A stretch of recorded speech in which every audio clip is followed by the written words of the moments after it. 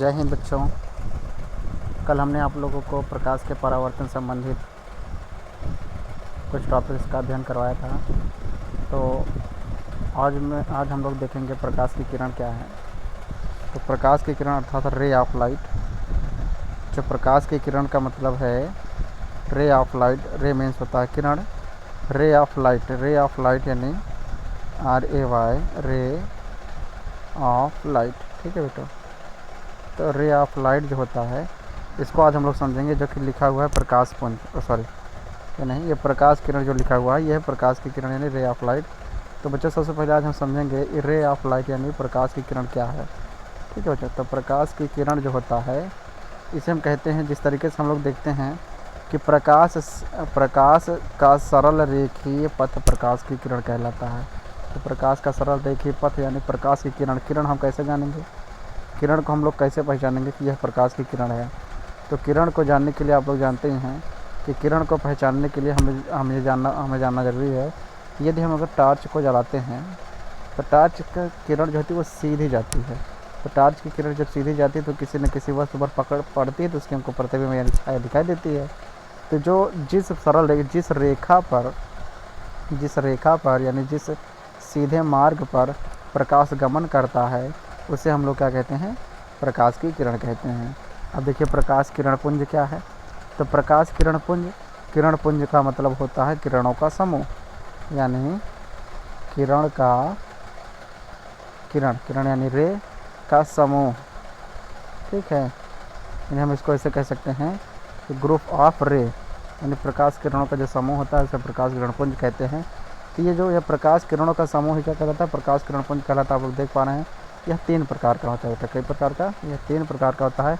Number 1 होता है समांतर प्रकाश किरण पुंज, दूसरा होता है अभिसारी किरण पुंज और तीसरा होता है अपसारी किरण पुंज।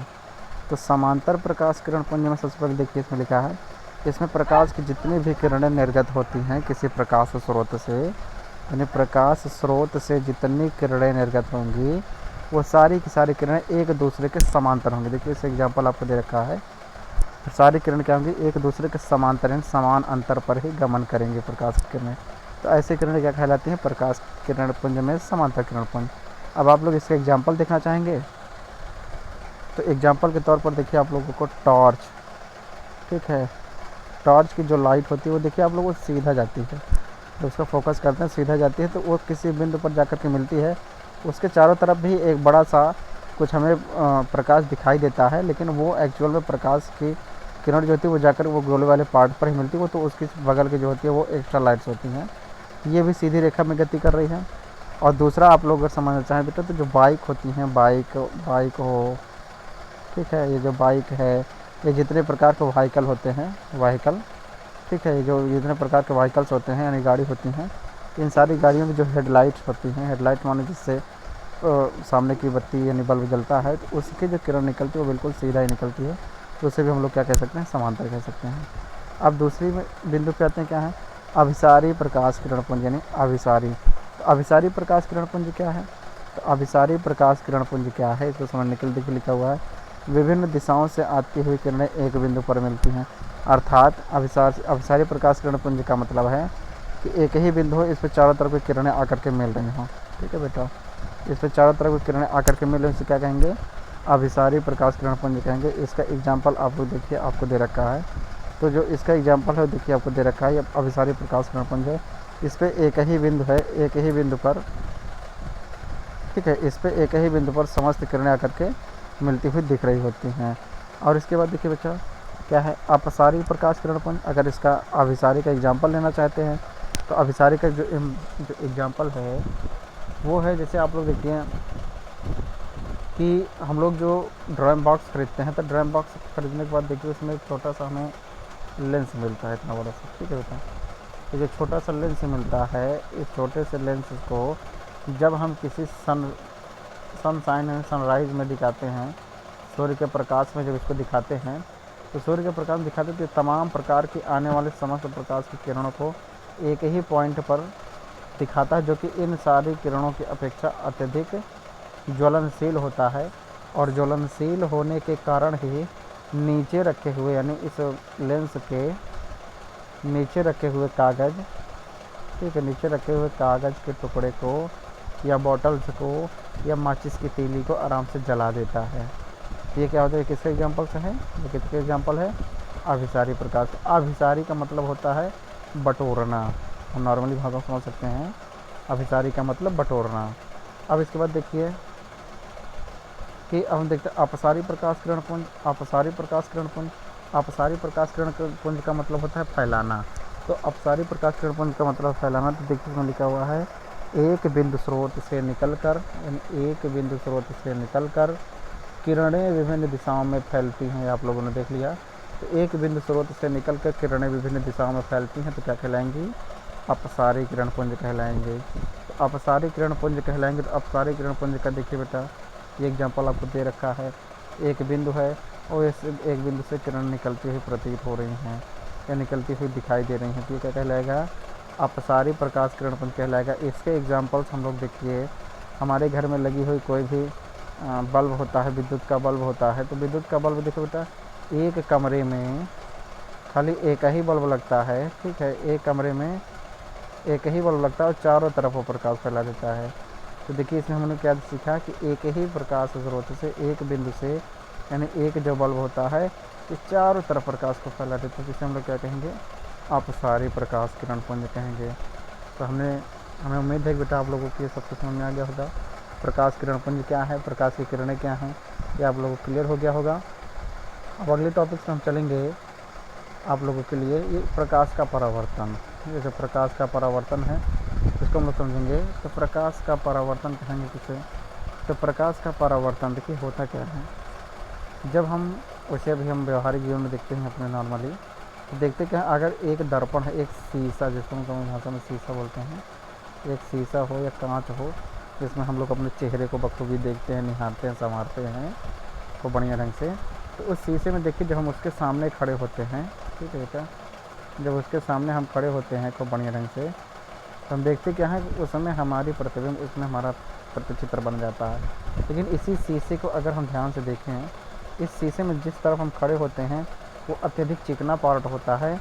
उसी शीशे को पीछे की ओर देखते तो उसमें क्या होता है कि रंगीन कलर जो होता है, कलर लगा होता है। तो जो कलर लगा होता है उसे हम लोग कहते हैं कि वो पॉलिश किया गया है, ठीक है। तो उसे हम लोग क्या बोलते हैं कि वो पॉलिश किया गया है। तो पॉलिश जो होता है वो केमिकल मेटल यानी केमिकल मैटर से बना होता है, केमिकल पदार्थ से बना होता है, जिसे हम लोग नॉर्मली रेड ऑक्साइड बोलते हैं। क्या बोलते हैं तो रेड ऑक्साइड की जो कलई होती है, यानी जो बाकायदा कलई की रही रहती है, उसे हम लोग जो कलई हुआ पार्ट होता है वो इसलिए होता है ताकि एक तरफ का तल जो हो उस कांच का, उससे किसी भी प्रकार की वस्तुओं को आसानी से देखा जा सके, वही होता है। तो हम लोग जिस तरफ खड़े होते हैं उस तरफ हम लोग देखते क्या हैं कि हमारा चित्र जो होता है वो बाकायदा उस दर्पण में, ये मान लीजिए एक दर्पण है, उस दर्पण में हमारा चित्र जो है वो बाकायदा बन जाता है, तो हम अपने चित्र को अच्छे से देख पाते हैं। अभी हम कह दें कि हम इस तरफ जा कर के देखें अपने चेहरे को, तो ये हमारे चेहरे को नहीं दिखाएगा। तो इस ये जो कांच है, इस कांच में टोटली मिला करके अगर देखेंगे तो दो प्रकार की सतह होती है। एक सतह वो जिधर हम खड़े होकर के अपने चेहरे को, अपने थोबड़े को, अपने चेहरे को खूब अच्छे से देखते हैं, एक सतह वो हो गई। और दूसरी सतह जिधर कलई की गई हो, ठीक है, जिधर कलई की गई हो, दो प्रकार की सतह होती है। तो जिस तरफ से हम अपने चेहरे को देखते हैं, अपने शरीर को देखते हैं, या जिसमें अपना प्रतिबिंब प्राप्त करते हैं, उसको हम लोग बोलते हैं परावर्तक तल। उस सतह को क्या बोलते हैं, परावर्तक सतह बोलते हैं। तो परावर्तक सतह उसको बोला जाता है। परावर्तक सतह जिस तरफ जिससे हमारा चित्र जो है वो कांच में पड़ता है और वो हमें दिखाई देता है, उसे परावर्तक सतह बोलते हैं। और उसके उस उल्टे हुए पार्ट को हम कुछ भी नहीं बोलते, उसके उल्टे हुए पार्ट को कलई किया हुआ पार्ट बोला जाता है। तो प्रकाश के परावर्तन समझने के लिए बहुत ही ज़रूरी था। तो प्रकाश का परावर्तन है क्या, इसको समझने के लिए पर देखिए, ये जो प्रकाश का परावर्तन है इसमें दिखेगा आपको कि जब प्रकाश किरण क्या लिखा है कि जब प्रकाश का परावर्तन जो है उसमें लिखा है जब प्रकाश किरण किसी ताल से, इसमें ताल लिखा हुआ है, इसको गलत हो गया बेटा, इसको आप लोग समझ लीजिएगा, यहाँ होगा तल से। जब प्रकाश किरण बेटा, जब प्रकाश किरण किसी तल से तल का मतलब चिकना तल। जब प्रकाश किरण किसी चिकने तल से टकराएगा, किसी चिकने तल से टकराएगा, तब वह क्या होता है, उसी माध्यम में वापस लौट जाती है। तो यह घटना क्या कहलाती है, उसी माध्यम में ये वापस लौट जाएगी प्रकाश किरण, तो वही घटना क्या कहलाती है, प्रकाश का परावर्तन कहलाती है। तो यह घटना प्रकाश का परावर्तन कहलाती है।